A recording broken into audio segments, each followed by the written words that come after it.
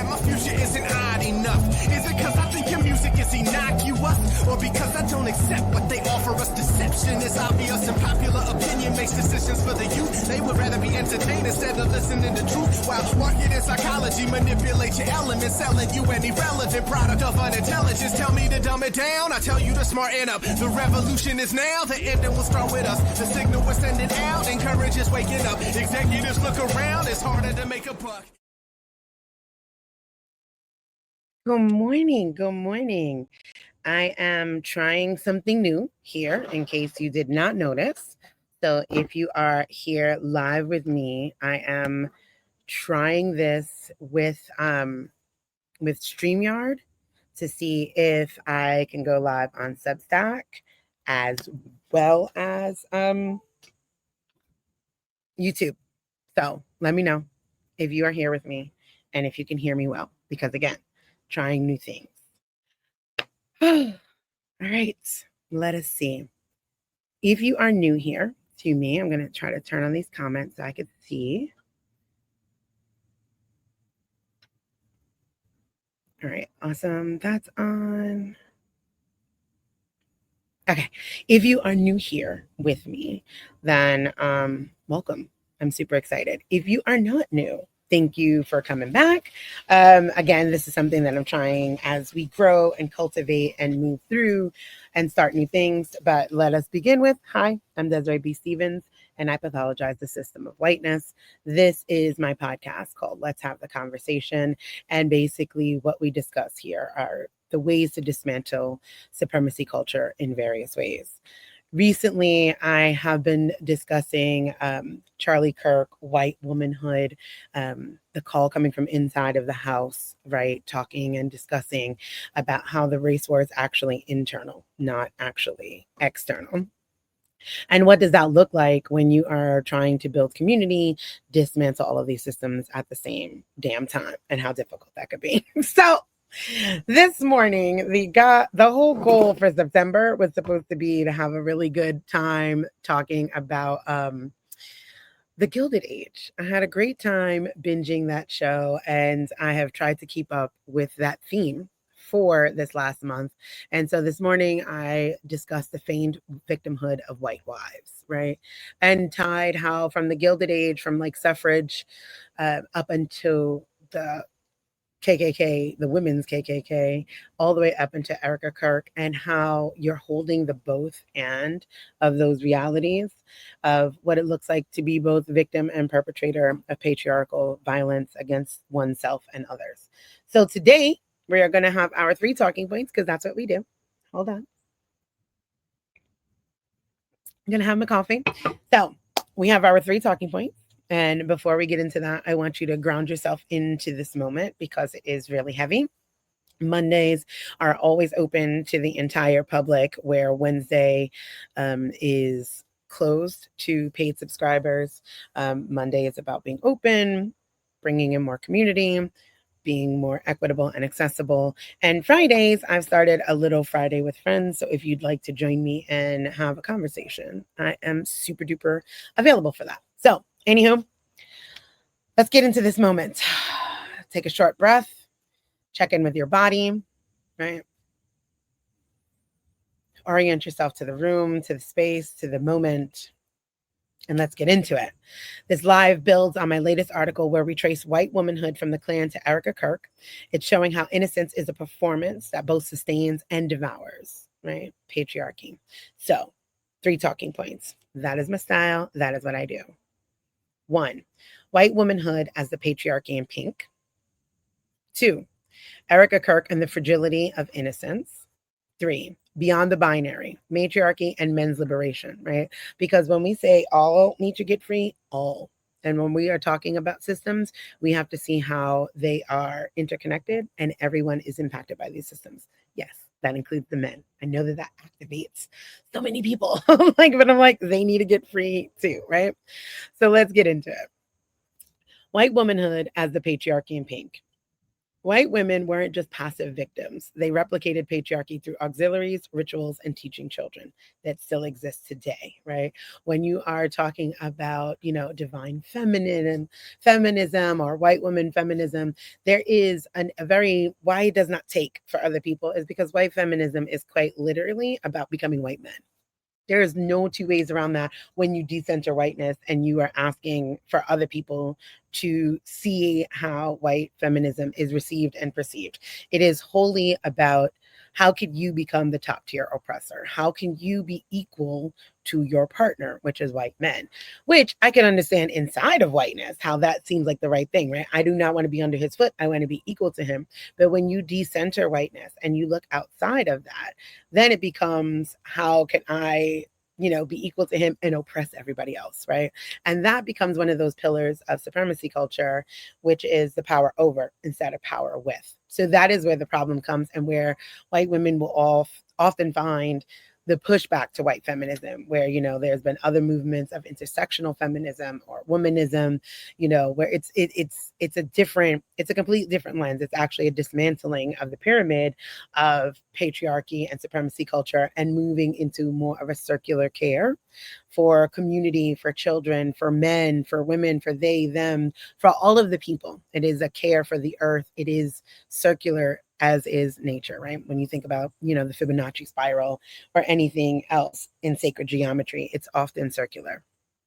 So the reframe that I offer inside of that is innocence does not equal neutrality. Those are not the same things, right? Like it becomes a mask for being complicit, right? If we only look at the women of the Gilded Age through the show, if we only see them through the lens of white woman innocence, we start losing them as complex people as well, right? It devalues them as women navigating a time like that. Like, what does it mean to be a woman tied to a man's legacy solely, right?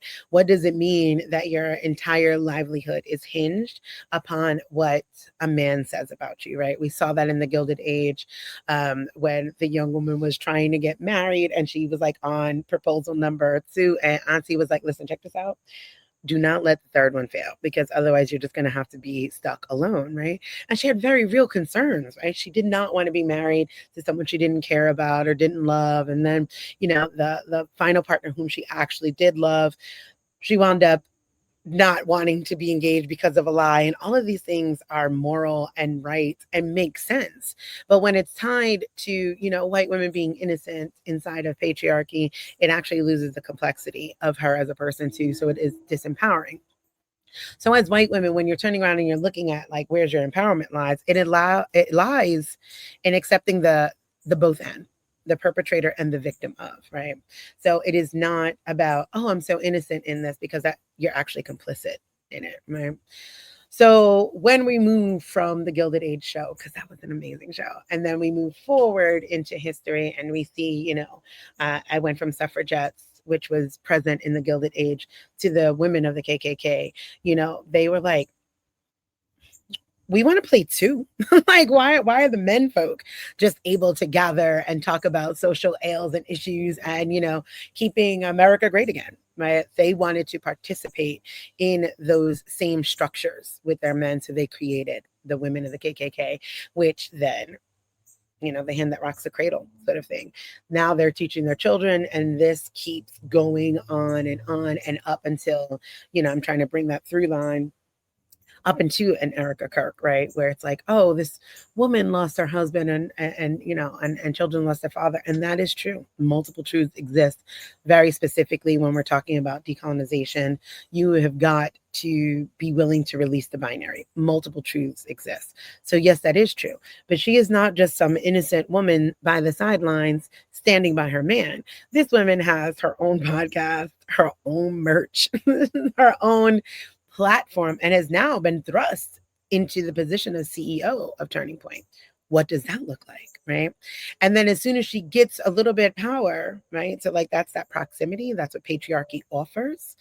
Like, oh, you have some proximity to power, and now this person is out of the way so you can get it. So they're going to use her tears, her pain, and they are going to make her a victim of this violence and, deify and make her husband a martyr. But in that same breath, whiteness devours itself.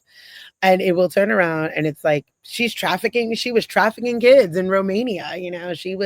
Um she was a Miss Pageant for whatever with Trump and what have you. And so you could see the both and the victimhood and the way they will idealize you and put you on this pedestal and then completely denigrate you and make you a problem. We are now focusing on her more than we are focusing on the president of the United States also being a human trafficker and pedophile. And it's so interesting to watch from the outside looking in. And I'm like, God, we are just caught up in that war that's inside of whiteness. So that is what this article that came out this morning and this live is talking about. It's digging into that victimhood, that both and the complexity of. So the reframe that I offer here, right, was the innocence is not neutrality. It's a mask for complicity. And the reflection that I would like for you to take is to ask yourself, where have I mistaken equality with white men for liberation instead of dismantling the whole pyramid, right? And that is an important question to ask oneself, right? Because this is going to be that part where you start dismantling and decentering whiteness. And you start really recognizing, oh, wow, I have been complicit, right? And this is not about shame. I don't do that. I find shame to be a useless emotion. I don't even believe it's a real emotion. I fully believe that it is a construct built out of Christianization. There is no need to be ashamed. Accountability does not require shame. It requires awareness, right? And willingness to confront those truths. Super simple. So with that, hand on heart and belly. So you're going to notice like that split, that truth inside of you, and you're going to recognize that you're not either innocent nor guilty, right? They need to be released from the body, right? Opening yourself up to those multiple truths and releasing that binary. That is what I want you to do. Talking point 2, take a sip of your drink, whatever that may be. I have some coffee. Yes, I do. Pumpkin spice latte. It's my joy. We're coming up to Samhain. It's October coming. I'm so thrilled. The weather is absolutely perfect. Okay.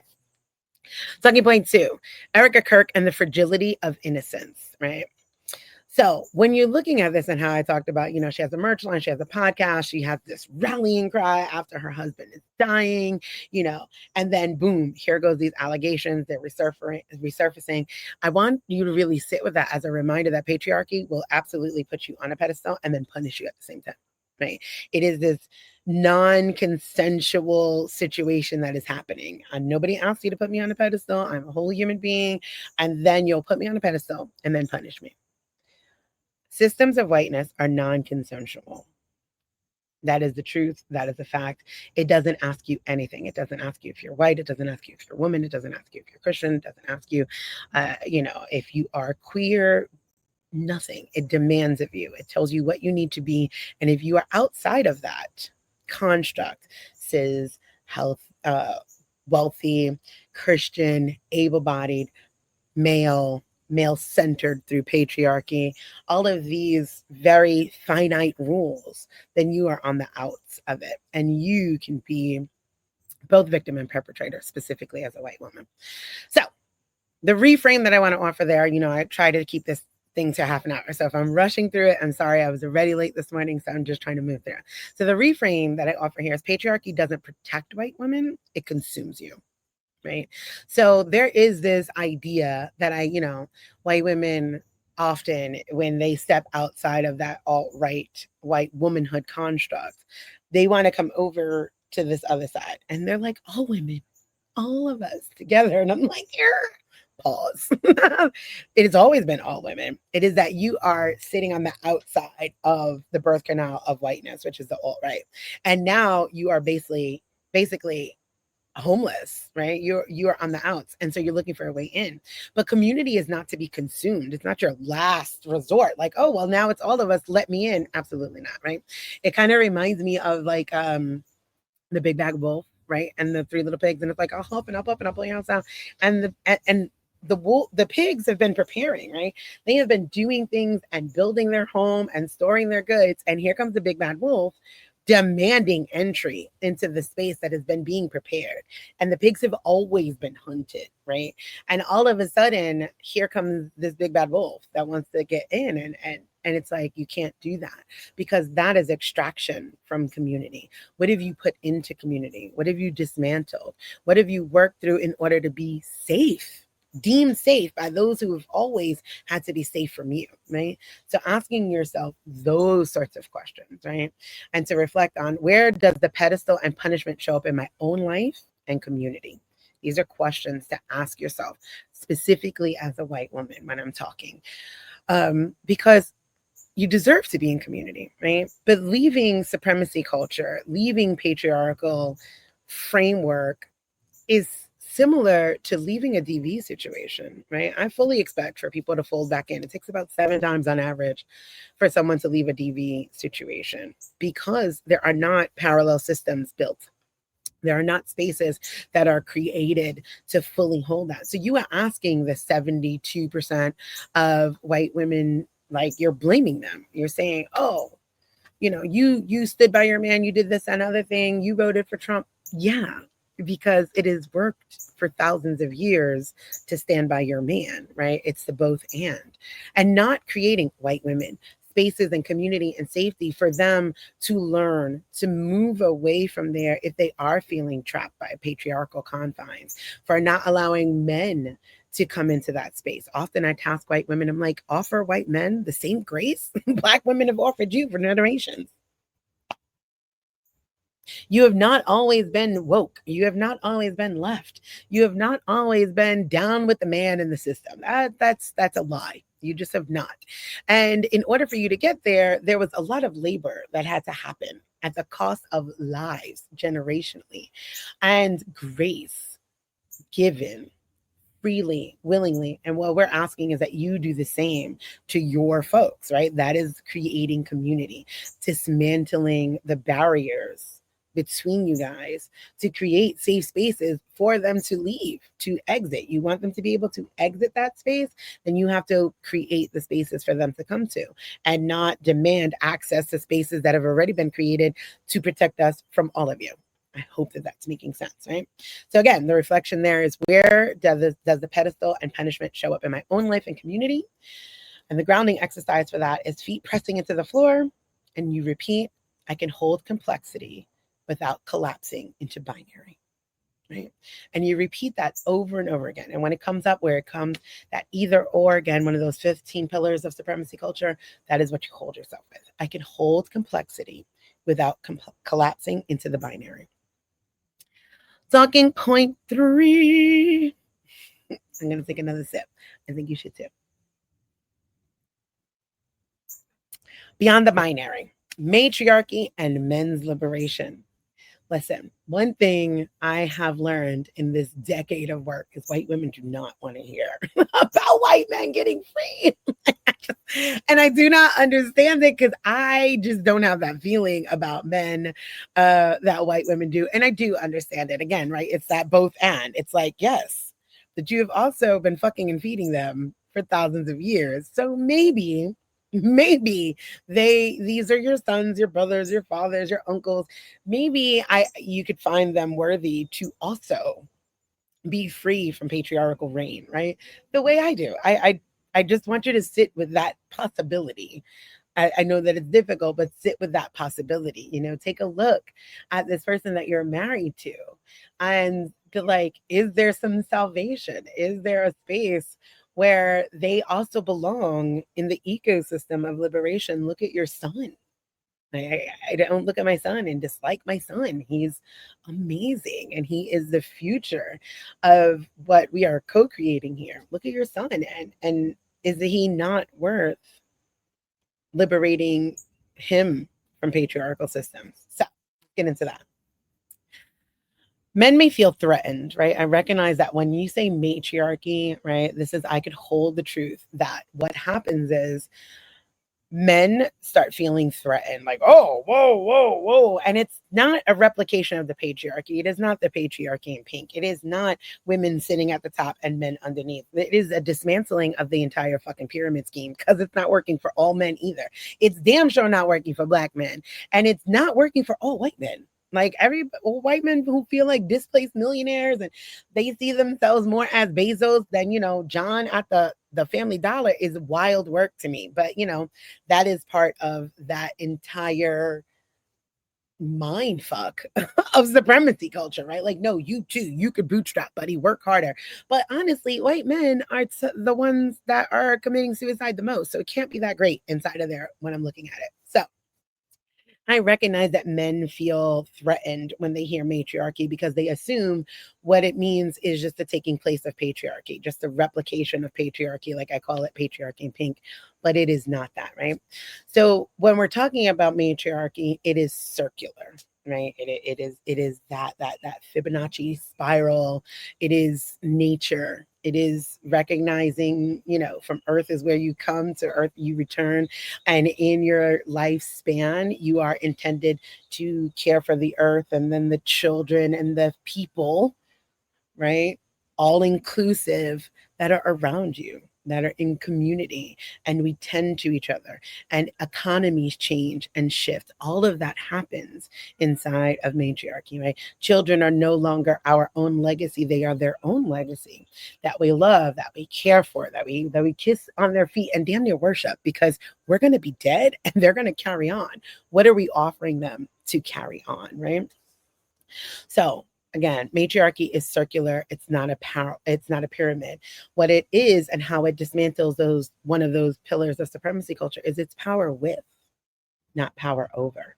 And that is super important to distinguish, right? And what that looks like even in your own home. I am at home with 3 children, 13. They're amazing. I have 4 kids in total, but 3 are at home. 13, 9, and 6, right? And I'm like, they are cool. Now, I can have power over them. I could lord over them. That is very simple, very easy. That is patriarchal. That is a pyramid. And it means I am the overruling power and there is nothing else. I can have power with my kids. And that means that I bring them into the conversation. What would you like for dinner, as an example? Oh, all 3 of you want something different. Okay, that may not be possible tonight, maybe another night, but what can we come up with together? Okay, you know what? You could cut up the apples, you could do this, you could do that. And now we are working together as a community. And that's power with, right? They're learning that they can feed themselves. They're learning that they can make choices. They get to challenge me at home, right? Because how do you want to raise people that will challenge authority, overreaching government, but they can't talk to you, they can't challenge you? That's power with and not power over. Conversations with your spouse, hey, nothing gets underneath my skin more than somebody be like, oh, let me see if my husband will let me. Let you? Let you? All right. That's beyond the scope of my imagination. That's power over, right? Like, he has power over you. The difference of power with is, you know what? Hey, babe, so I was thinking about doing this on Saturday, just checking in. Did you have any plans or whatever? What are you doing? Or, hey, I'm going to be going, so you want to get some care for the kids so you could also do something? Collaboration, working together, power with each other. Nobody's saying not to consult your partner. That wouldn't be awesome, right? That's not partnership. What we're saying is that nobody is the authority over you. You have your own autonomy and agency, and coming back to that, right? So the reframe that I offer here is liberation frees men from scripts of domination, silence, and control. Way too often, it really hurts my soul to see how men are valued only based on capitalism. How much do you make? Oh, well, then you're not worth it. And it's like, well, listen, if this is going to be transactional, I just want us to remember that, sex work is work and hire professionals, right? And that's not to say, like, take on, I don't believe in struggle love either. Like, I'm not saying that. I'm not, but struggle love is beyond just finances. It's, are we struggling to understand each other? Are you struggling with your emotions? And not opening up men to have more value beyond financial provision is absolutely violent. And because he's placed at the top of that pyramid scheme, that violence is always going to trickle down. So when we talk about dismantling that pyramid and going back to a circular matriarchy, we allow men to also come into deep communal care. We allow men to be seen as whole people because they're whole people. I want my son to cry. I want my son to feel things. I want my son to have friends that are, not just boys, and that he could see girls beyond his own physical gratification, right? That is the goal here, right? To develop true connections and relationships with people. And that is what that means. So the reflection that I offer here is, what would it feel like to be valued for connection rather than control? And that's for the men to sit with, right? Like, it's such a big thing. Don't you want to be respected? Like, in a way, like, not respected from an authoritarian point of view. That's fear. And nobody's going to be scared. I'm not going to be scared. But that's not going to happen. But men, you should not want people to be scared of you. You should not want people to tremble at the idea of you walking through a room. You should not want your children walking on fucking eggshells. You should not want your women, wondering if they can make a Saturday date without talking to you. That is fear. That's not true respect. Respect is built in love. Respect is built in collaboration. Respect is built in community. Respect is built in action. Right? Like, my respect for the men in my life is because of the way they show up so deeply for their partners, for their community, for their children. Like, I look at those men and I'm like, yeah, okay, Nancy Eddie. Like, there is a love for them. There is a deep reverence and respect. And that comes from releasing the patriarchy. I can't respect men that don't take care of their children. I can't respect men that don't take care of their women. I cannot respect men who find power over someone else. Like, get the fuck out of here. That's crazy. That's an insane thought to me, when there's so many ways to actually have power with, right? And expand that power. So fellas, that reflection is for you. Ask yourself, would it feel like to be valued for connection rather than control? What would it feel like to know that you are loved and respected and revered in community because you are connecting with yourself, because you are in tune with how you feel, your emotions, because you are trying? Because believe me, look, I get it. I'm Gen X, and talking to men our age is like difficult. So we're not asking for a full flipping of a leaf, but can we see some turning as the wheel turns? Can we see you guys shifting to that, right? Can we see you guys releasing the binary of what makes you a man? Because it is also killing you. So that is that reflection for that. And the somatic support there is soft shoulder roll, exhale, and shake off being so rigid, because you are killing yourself. Okay. So I did it. I did today in my 30 minutes, and I'm super proud of it. We will see how this rollout goes with doing it on StreamYard. I kind of like it. I do not see my comments, which I absolutely love talking with you guys back and forth. So this could totally be, it may not work, because I really do like talking back and forth with you guys. But this is me trying new things, because as we grow, we try new things. So as we close, I want us to do a call to honesty. And I want us to remember that we cannot heal what we won't confront.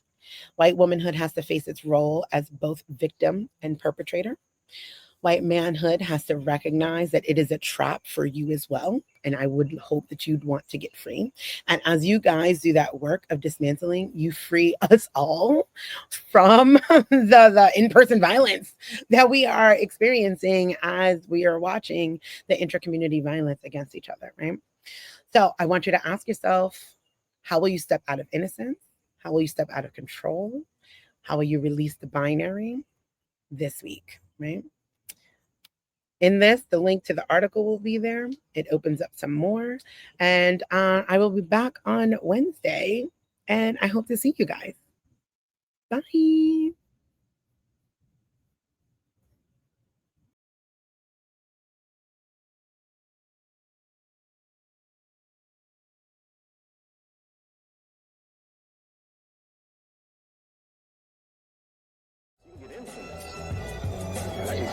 unfake. Right. I fit comfortably between the retro and next though. Terminator X with a Tyrannosaurus Rex flow, demonstrating how to be live and direct, so the rest can expect nothing less than perfecto. This track kinda reminds me of Tribe in the 90s. I guess I'm on a quest to align.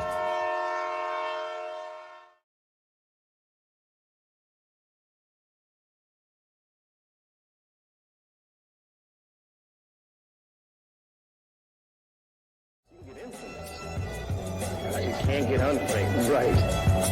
I fit comfortably between the retro and next though. Terminator X with a Tyrannosaurus Rex flow, demonstrating how to be live and direct, so the rest can expect nothing less than perfecto. This track kinda reminds me of Tribe in the 90s. I guess I'm on a quest to align.